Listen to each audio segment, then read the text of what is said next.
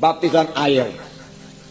Firman Tuhan berkata ada baptisan air, ada baptisan Roh Kudus, ada keselamatan jiwa. Semua itu adalah pengalaman rohani yang berbeda-beda, tidak sama. Baptisan air tidak sama dengan keselamatan jiwa. Keselamatan jiwa tidak sama pula dengan baptisan Roh Kudus. Tetapi semua itu boleh kita alami, boleh kita miliki. Itulah milik saudara, dan Tuhan menghendaki supaya saudara mengalaminya. Nah, saudara, saya membacakan dalam Kisah Rasul pasal 8. Kisah Rasul pasal 8. Jadi kita melihat, saudara, mengenai bedanya keselamatan dengan baptisan Roh Kudus. Kisah Rasul pasal 8 kita melihat mulai ayat 4. Mereka yang tersebar itu menjelajah seluruh negeri itu sambil memberitakan Injil. Dan Filipus pergi ke suatu kota di Samaria dan memberitakan Mesias kepada orang-orang di situ. Ketika orang banyak itu mendengar pemberitaan Filipus dan melihat tanda-tanda yang diadakannya, mereka semua dengan budak hati menerima apa yang diberitakannya itu. Sebab dari banyak orang yang kerasukan roh jahat, keluarlah roh-roh itu sambil berseru dengan suara keras.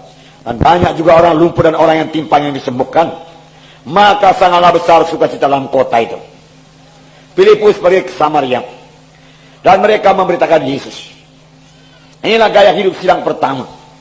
Mereka menginjil. Kemana saja mereka pergi, mereka menyaksikan Yesus. Walau mereka lagi dikejar-kejar, mereka menyaksikan Tuhan Yesus. Demikian Filipus pergi ke Samaria dan memberitakan Mesias kepada orang-orang di situ. Walau mereka bukan orang Yahudi, tetapi Filipus memberitakan tentang Tuhan Yesus. Firman Tuhan berkata, tiap-tiap kali kita memberitakan berita tentang Tuhan Yesus, maka Tuhan selalu meneguhkan pemberitaan kita dengan kuasa dan tanda ajaib. Itu janji Tuhan. Kalau kita memberitakan Tuhan yang menyelamatkan, maka jiwa-jiwa akan selamat. Kalau kita memberitakan Tuhan yang menyembuhkan penyakit, maka Tuhan akan menyembuhkan penyakit. Kesembuhan akan terjadi dalam pemberitaan kita. Dan kita melihat di sini, ketika orang mendengar berita yang disampaikan Filipus dan melihat tanda-tanda yang diadakannya, mereka dengan budak hati menerima apa yang diberitakan oleh Filipus. Jadi Filipus bukan hanya berkata-kata saja.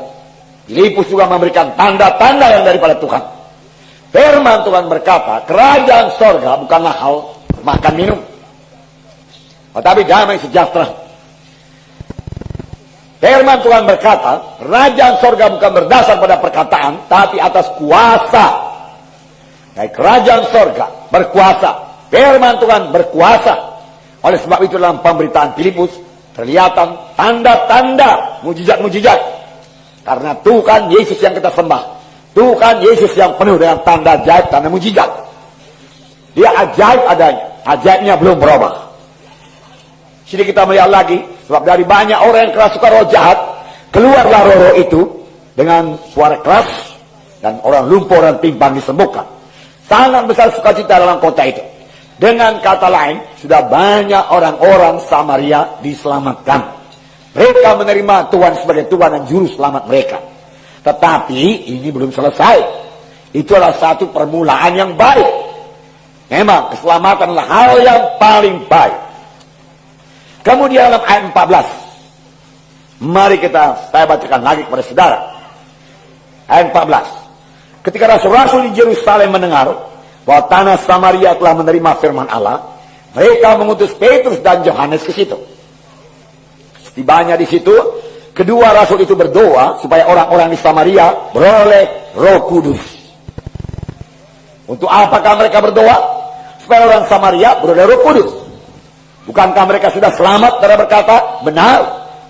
Apakah pada waktu kita selamat kita tidak menerima Roh Kudus? Kita selamat, kita lahir baru oleh Roh Kudus. Jadi kita beroleh Roh Kudus.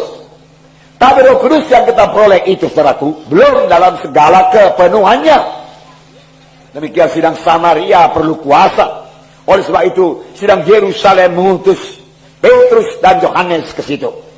Setibanya di situ, kedua rasul itu berdoa supaya orang Samaria beroleh Roh Kudus. Sebab Roh Kudus belum turun di atas orang pun di antara mereka, karena mereka hanya dibaptis dalam nama Tuhan Yesus. Jadi mereka sudah dibaptis dalam nama Yesus. Mereka sudah dibaptis di dalam nama Yesus. Tetapi mereka belum dibaptis dengan Roh Kudus. Mereka sudah selamat. Mereka sudah sembuh. Mengalami mujizat Tuhan.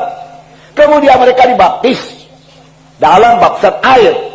Tetapi mereka belum dibaptis dalam baptisan Roh Kudus.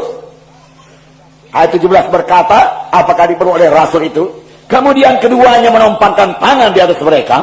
Lalu mereka menerima Roh Kudus. Kedua mereka menompangkan tangan ke atas orang-orang Samaria. Lalu mereka menerima Roh Kudus. Inilah baptisan Roh Kudus. Dan baptisan Roh Kudus ada tandanya. Kita melihat di sini dalam ayat 18. Ketika Simon melihat bahwa pemberian Roh Kudus terjadi karena rasul-rasul itu menompangkan tangannya, ia menawarkan uang kepada mereka serta berkata, berikanlah juga kepada aku kuasa itu, supaya jika aku menompangkan tanganku di atas seseorang, ia boleh menerima Roh Kudus. Berikan juga kepada aku kuasa itu, dia katakan, supaya aku juga boleh menompangkan tangan atas orang, lalu orang itu menerima Roh Kudus.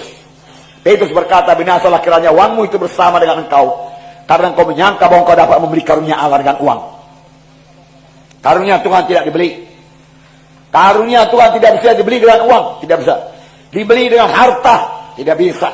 Karunia, kalau namanya karunia, diterima saja, terima. Nah, jadi Simon ini melihat waktu Petrus dan Yohanes meletakkan tangan, sesuatu terjadi kepada orang tersebut. Orang Samaria beroleh Roh Kudus. Dia kepingin beroleh kuasa seperti itu, dan dia mau memberikan uang banyak supaya dia beroleh kuasa, supaya kepada siapa yang dia tumpangkan tangan, orang itu juga beroleh Roh Kudus. Tetapi jalan Tuhan bukan demikian. Dari cerita ini kita melihat bahwasanya orang Samaria mula-mula selamat. Mereka mula-mula mendengar berita tentang Yesus, berita-berita tentang Mesias. Kemudian mereka memberi diri mereka dibaptis. Kemudian Petrus dan Yohanes datang dan menompangkan tangan ke atas mereka, dan mereka beroleh Roh Kudus. Amin, saudara. Rindukah saudara beroleh baptisan Roh Kudus? Haleluya, puji Tuhan. Haleluya.